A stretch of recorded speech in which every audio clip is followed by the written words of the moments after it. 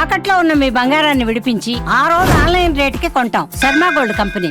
నమస్కారం, welcome to Suman TV. నేను గీతాంజలి. ప్రస్తుతం మనతో పాటు భారతీ శంకరపీఠం వ్యవస్థాపకులు, ప్రముఖ ఆధ్యాత్మికవేత్త, బ్రహ్మశ్రీ అన్నవరపు తిరుపతి మూర్తి అవధాని గురువు గారు ఉన్నారు. వారితో మాట్లాడదాం. గురుగారు నమస్కారం అండి. ఓం శ్రీ మహాగణాధిపతయే నమః. ఏ పని చేసినా ఏదో ఒకటి అడ్డంకులే. ఇంట్లో ఎవరో ఒకరికి ఇబ్బందులు ఎదురవుతూనే ఉన్నాయి. ఫలానా వాళ్ళని అడిగితే దిష్టి బాగా తగిలింది, నరదిష్టికి అసలు ఏమైనా సరే పగిలిపోతాయి అని అంటారు కదండి. దానికి ఎవరో అతీతులు కాదు అని అంటారు. ఇన్క్లూడింగ్ మీ, నేను కూడా. అవునా? అంటే ఎంత దైవానికి దగ్గరగా ఉన్నా కూడా తప్పించుకోలేరు. ఎవరైనా అనుభవించాల్సిందేనమ్మా. నరదిష్టి కూడా కర్మ కిందకి వస్తుందా గురువుగారు? మరి ఎలా అండి అసలు ఇది? ఇంట్లో అంటే మన ఇంటికి దిష్టి తగిలింది, వ్యక్తులుగా మనకి నరదిష్టి బాగా ఉంది అని తెలిపే సూచనలు ఏమైనా ఉన్నాయా? ముందు వాటి గురించి మాట్లాడదాం. తప్పకుండా అమ్మా. ఇప్పుడు పచ్చటి చెట్టు కూడా 2-3 రోజులు మొత్తం ఎండిపోతుందమ్మా. దేనికి పని కలగడం పోతుంది ఇంకా అది. అవును, సడన్ గా కొంతమంది చూపులు వెళ్తూ అలా చూశారంటే పచ్చటి చెట్టు కూడా, అది వేప చెట్టు అయినా ఏ చెట్టు అయినా సరే, పచ్చడి చెట్టు కూడా పూర్తిగా రాలిపోతుంది, చచ్చిపోతుంది ఒక రకంగా. అది మనిషికి మాత్రమే సాధ్యపడేటువంటి గొప్ప యోగం ఆ దిష్టి పెట్టడం అనేటువంటిది. అది అందరికీ కూడా ఉండదమ్మా, కొంతమందికి అది ఉంటూ ఉంటుంది. ఒకళ్ళు మన ఇంటికి ఎవరైనా వచ్చి వెళ్తూ ఉంటారు. ఆ వచ్చిన వాళ్ళల్లో దరిద్రాన్ని వెంట పెట్టుకుని వచ్చే వాళ్ళు కొంతమంది ఉంటారు. అటువంటి వాళ్ళు మన ఇంట్లో అడుగుపెట్టి వెళ్తే అప్పటి వరకు సిరి సంపదలతో ఉన్నటువంటి మనకు ఒక్క క్షణంలో అన్నీ తలకిందులైపోతాయి. వెళ్తూ తీసుకుపోతాడు వాడు. మన ఇంట్లో లక్ష్మీ మన ఇంట్లోకి వచ్చి కూర్చొని 10 నిమిషాలు కాదు, 2 నిమిషాలు మన ఇంట్లో అడుగు పెట్టినా సరే మన ఇంట్లో నుంచి వెళ్తే లక్ష్మిని తీసుకుపోతాడు వాడు. ఆ దరిద్రాన్ని ఇక్కడ వదిలేస్తాడు. ఆ వెళ్ళిన లక్ష్మి వాడికి ఉపయోగపడదు. వాడి దరిద్రం వాడి వెంటే ఉంటుంది ఎప్పుడు. వాడి దరిద్రం వాడి వెంటే ఉంటుంది ఎప్పుడు కూడా. కానీ వాడు కొంతమంది ఇళ్ళకి టార్గెట్ పెట్టుకొని మరి వెళ్ళి వాళ్ళ ఇంటి సిరి సంపదలని, సంతోషాన్ని తీసుకుపోతూ ఉంటాడు. ఇది ఒక రకంగా ఉంటుంది. మరి కొంతమంది మన ఇంటి ఛాయలకు వచ్చి మన ఇంటి వైపు చూసినప్పుడు మన ఇంట్లో ఉన్నటువంటి మొక్కలు మనం ఎంత చక్కగా చూసుకుంటున్నా తెలియకుండా చచ్చిపోతాయి. సడన్ గా అసలు అక్వేరియంలో ఉన్న చేపలు కూడా చచ్చిపోతాయమ్మా. నిజం గురువు గారు, నేను చాలాసార్లు గమనించాను. అక్వేరియంలో చేపలు కూడా చక్కగా రాత్రి గిలగిలా ఆడుకుంటూ ఉంటే తెల్లారేపటికి తక్కువని మొత్తం అందులో పంపు పెట్టే ఉంటుంది, వాడికి ఆక్సిజన్ వస్తూనే ఉంటుంది, ఫుడ్ అన్నీ ఉంటాయి. కానీ తెల్లారేపటికి అవి చనిపోతాయి. ఒకవేళ తాబేలు ఉన్న శ్రేణులలో మీరు 10 అక్వేరియంలో పెట్టండి, చచ్చిపోతాయి. దారుణం అనమాట అది. మనకు మానసికంగా ప్రశాంతత లేకుండా పోతుంది. ఇవి కొంతమంది చేస్తారు. ఇంకొంతమంది 4 రోడ్ల కోడలిలో దిష్టిలు తీసి వదిలేస్తూ ఉంటారు. అవును, అది ఒక ఎత్తు అయితే, ఇళ్ల ముందు చిన్న చిన్న కిరాణా కుట్లు అన్నీ ఉంటాయి. నాకు అనిపిస్తూ ఉంటుంది, మంచి రోకలి బండ తీసుకొని ఆ మనిషి చెయ్యలా పెట్టి రెండోసారి మళ్ళీ బ్రతుకున్నంతకాలం చేయకుండా ఇక్కడ కంటిన్యూగా 10 దెబ్బలు కొట్టాలి, చేయి విరిగితే విరుగుతుంది, కట్టేసుకొని 6 నెలల పాటు ఇలా కూర్చుంటాడు అనిపిస్తుంది నాకు. అంటే వాళ్ళ షాపులో ఇంత గ్లాస్ పెట్టుకొని అందులో నీళ్లు పోసి పసుపేసి నిమ్మకాయ వేస్తారు. పొద్దున్నే షాపు దిగ నా నిమ్మకాయని ఇలా తిప్పేసేసి రోడ్డు మీదకి విసిరేస్తారు. అంటే నువ్వు బాగుండాలా, నీ కుటుంబం బాగుండాలా, నీకు ఎలాంటి అనర్థం జరగకూడదా. కానీ నీ కుట్లో ఉన్నటువంటి నెగిటివ్ మొత్తం నువ్వు రోడ్డు మీద ఇస్తే ఎవడో ఒకరితోకి చచ్చిపోవాలా. ఎంత కులుప్తమైన క్రూరత్వమైన మనస్తత్వం అండి. రోడ్ల మీదకి ఇలా విసురుతారు. ఎంత క్రూరమైన మనస్తత్వం. ఇటువంటి వాళ్ళు ఏం చేయాలి చెప్పండి. నేను ఇప్పుడు ఎక్కడ పట్టి 4 చేయి విరిగేంత వరకు కొట్టాలంటే తప్ప లేదు.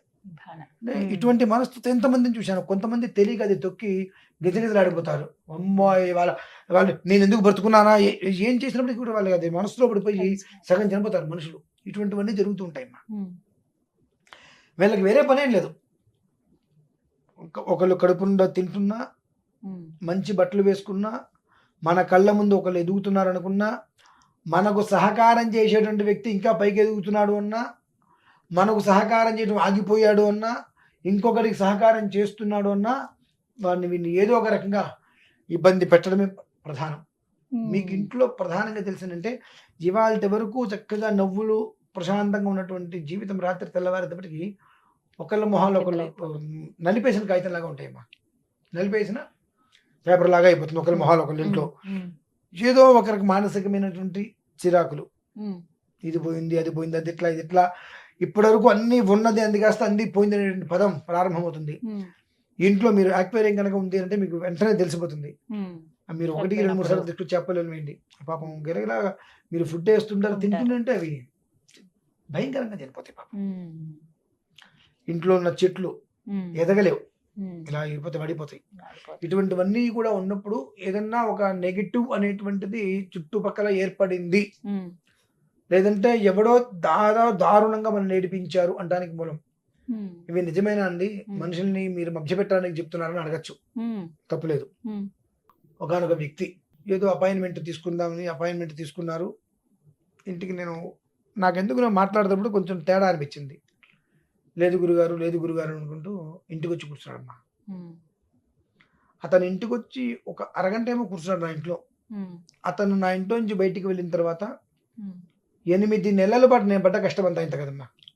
1, 2 కాదు, హా, అంటే అరగంట 8 కూర్చున్నాడు. నెలలు. నాకు తెలుసుకోవడానికి టైం పట్టింది 6 నెలల పాటు.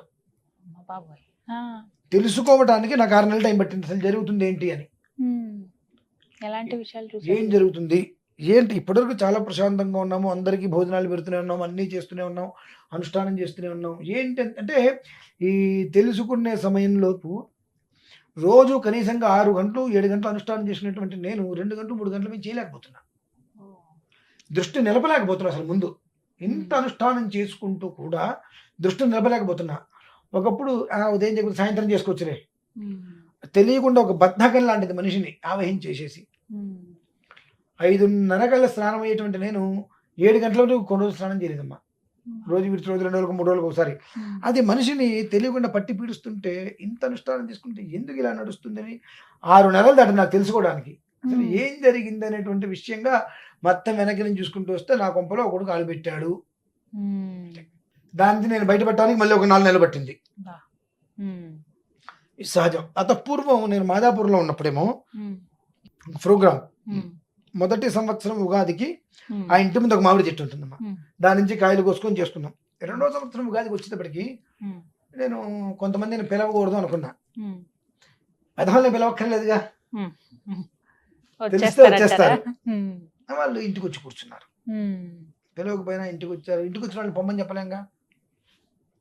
స్వతహాగా నా తత్వము వెధవ లాంటి వాళ్ళు ఇంటికి వస్తే గెటౌట్ అంట, ఆ, నిర్మోహమాటంగా. ఆ మనిషి తేడా మనిషి కాస్త అనుకుంటే గుమ్మలో నిలబెట్టి నా ఇంటికి ఎవరమ్మన్నారు నిన్ను పో బయటికంట.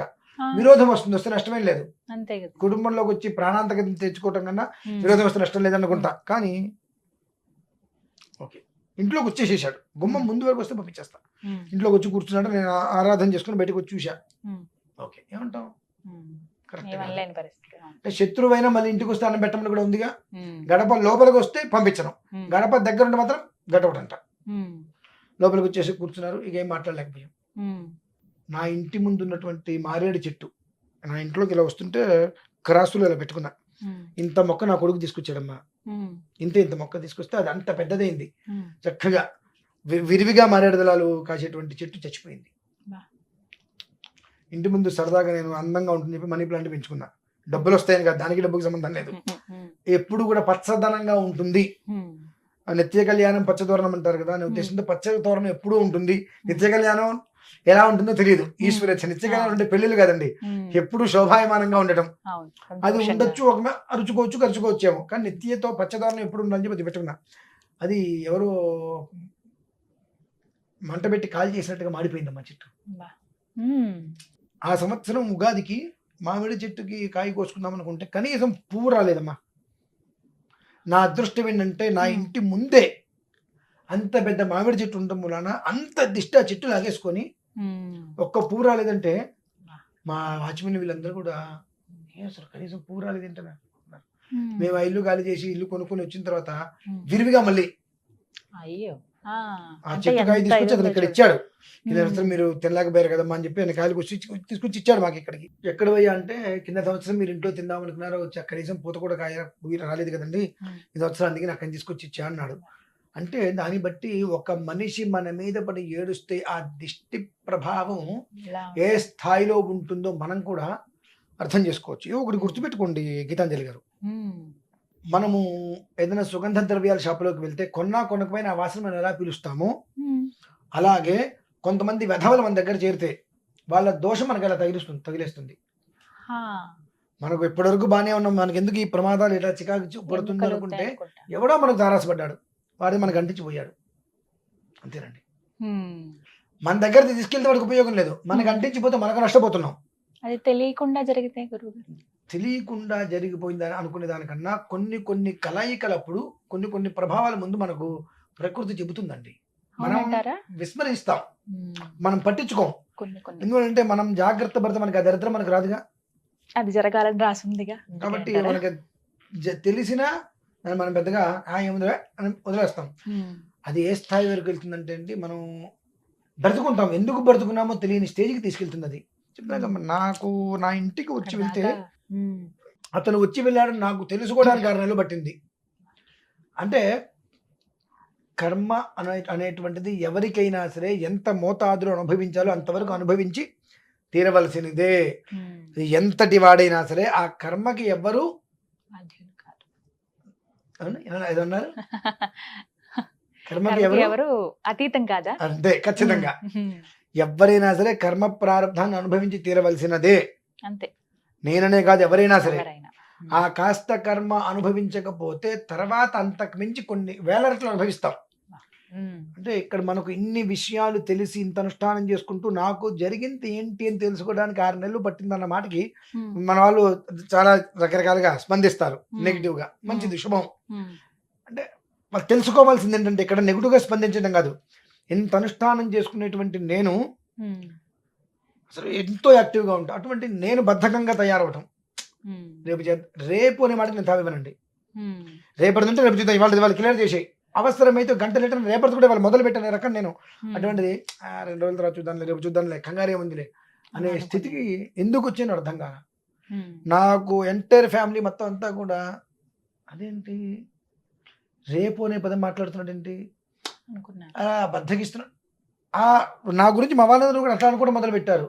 మా అన్నయ్యలు కానీ వదినలు కానీ ఎక్కడ వెళ్ళినా మా మూర్తయ్య ఒకే విధంగా ఉంటాడు అనుకునేటువంటి, ఏంటి ఇట్లా అయిపోయాడు, వదినా పర్లేదులే వదినా అన్నట్టు మాట్లాడుతున్నాడు రేపు అంటే నేను అట్లా తయారయ్యాన్న విషయం నాకు కూడా తెలియలేదన్నమాట. మీకు లేజినెస్ వచ్చేసిందమ్మా.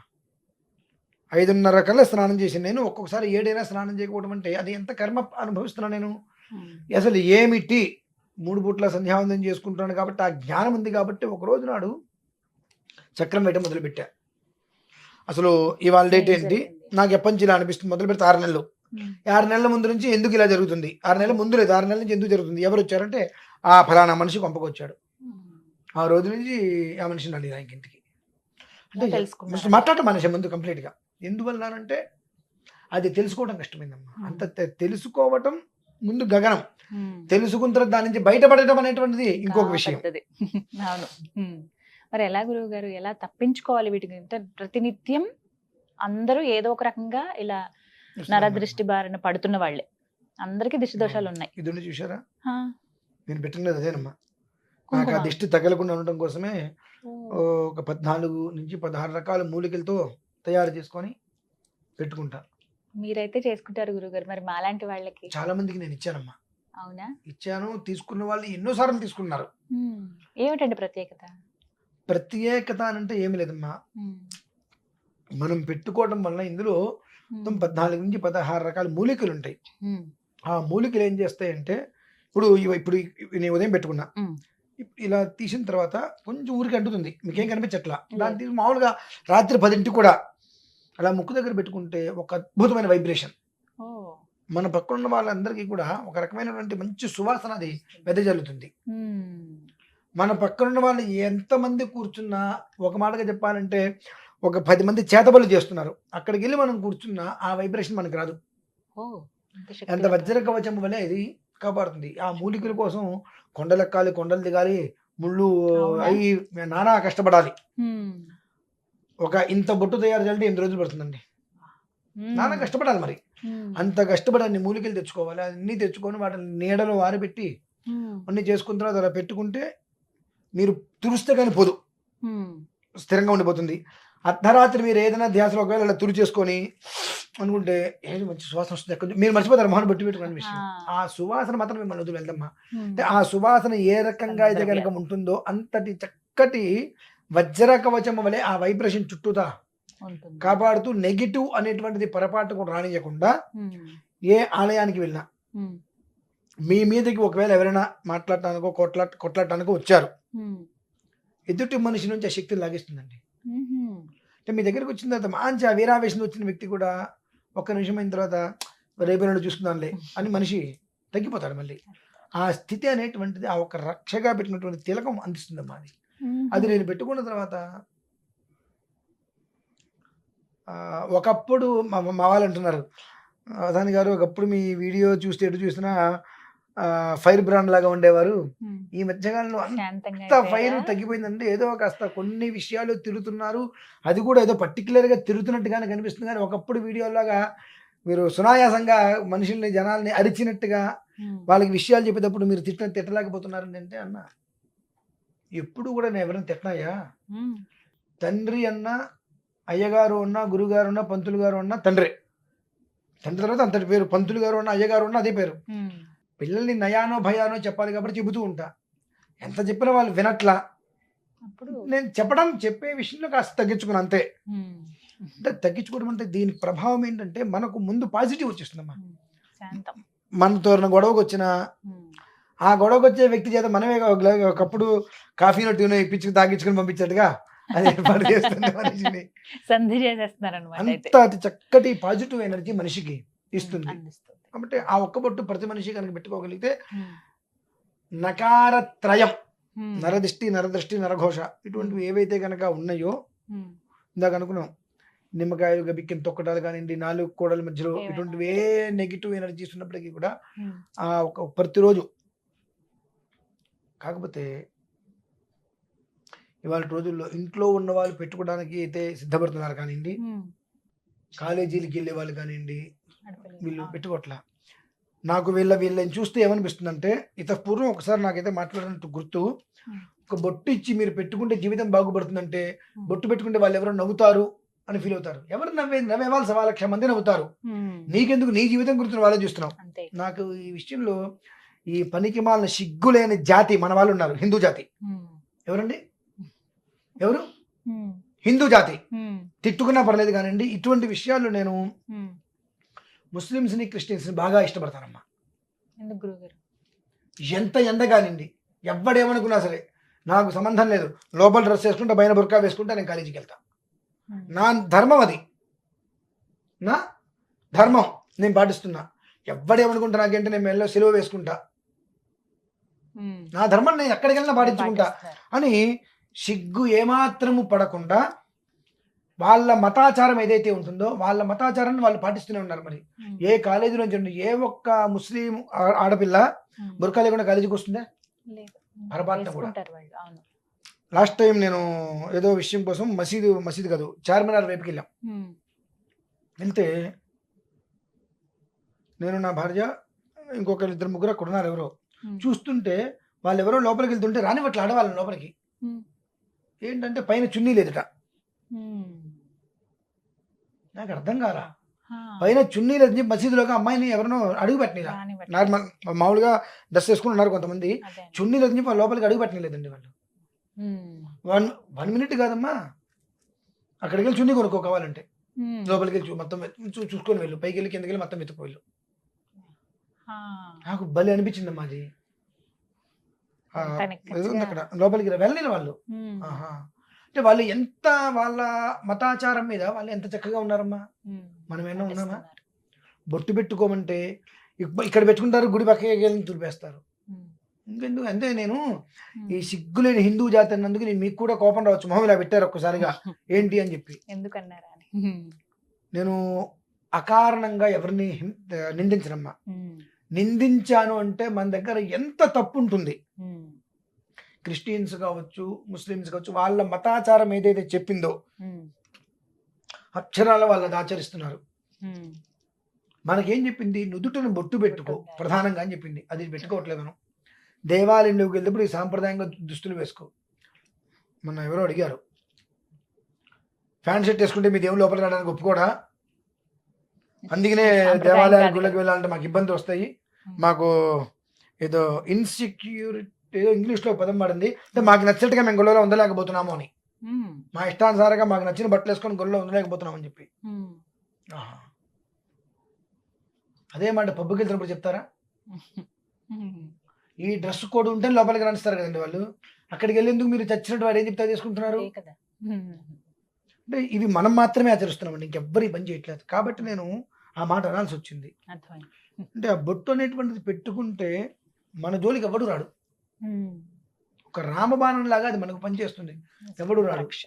ఆహా, ఇప్పుడు నాకు ఇప్పుడు అనిపిస్తుంది, ఆ బొట్టు పెట్టుకుంటే ఎవరు మన జోలికి రారేమో, ఉమ్, మనల్ని ఎవరు చూడరేమో, మనం వెంట పడరేమో, ఉమ్, మనం చాలా మంచి వాళ్ళు ఉత్తములు అనుకుంటారేమో వీళ్ళు భావిస్తున్నారేమో. మరి ఉమ్, అంటే ఆ పిల్లవాడు బొట్టు పెట్టుకున్నాడు చాలా బుద్ధిమంతుడు అనుకుంటారేమో ఉమ్. అని చెప్పి బొట్టు పెట్టుకోవట్లేదేమో. అంటే అట్లానే అనుకోవాల్సిన పరిస్థితి వస్తుంది. ఇంట్లో అయినా నేనంతే ఇంత బొట్టు పెట్టి పెద్దది పెట్టుకున్నా, అంత పెద్దది పెట్టుకోమని చెప్పట్లేదండి, చిన్నది చిన్నగా. ఊరికి ఉమ్, అలా ఆ వేలు అలాంటిది వచ్చేస్తుందమ్మా. దాన్ని అలా పెట్టుకోండి, అది లోపలికి ఇంకిపోతుంది, తర్వాత మీకు కనిపించదు. నేను చాలా పెద్దదిగా పెట్టుకున్నా బట్టి కనిపిస్తుంది, ఉమ్. అది కనిపించదు కూడా పెద్దగా. పెట్టుకోండి, ఎవరు కాదు, మీ జీవితం కోసం.